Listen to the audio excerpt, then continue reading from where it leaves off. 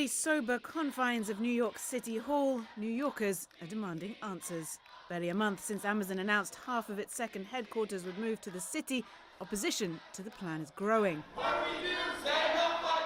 And at the center of it, New York City Council member Jimmy Van Bramer. The mayor rightfully talks about ending the tale of two cities, yet he is cheerleading a backroom deal that literally pays Jeff Bezos to build his gleaming tower in the sky, while the residents of the Queensbridge houses, many of whom are freezing because of the lack of heat, can watch Amazon executives land their corporate helicopter on a taxpayer-funded helipad. A few days before the hearing, Van Bramer showed me round the Queensbridge houses, the largest public housing development in the US.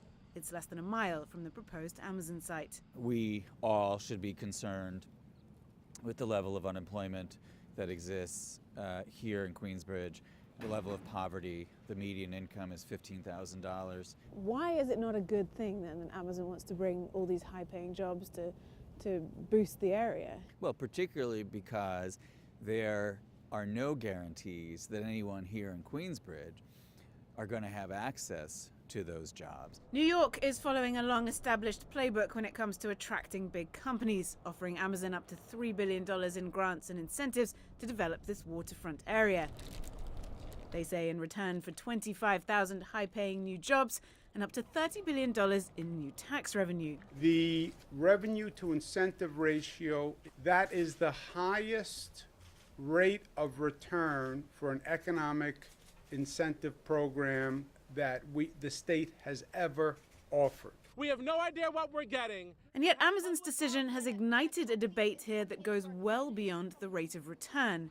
Some experts question whether the incentives were necessary at all. The fact that Amazon had a bid worth $9.7 billion from Pittsburgh and $8.5 billion from Maryland and didn't go to any of those places speaks volumes about the fact that incentives are almost always irrelevant. Amazon has promised to invest $5 million in workplace development in Long Island City, including holding hiring events at Queensbridge. They left it hanging. For longtime resident Lewis Howell, keen to show us the site of a recent leak in his bathroom, the promises feel as unreliable as his plumbing.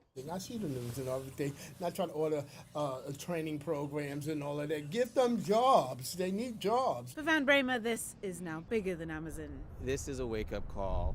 This is an opportunity, an inflection point for us as a society to be thinking about how we do economic development. No, Amazon, no way! And for now, that's enough to keep fighting.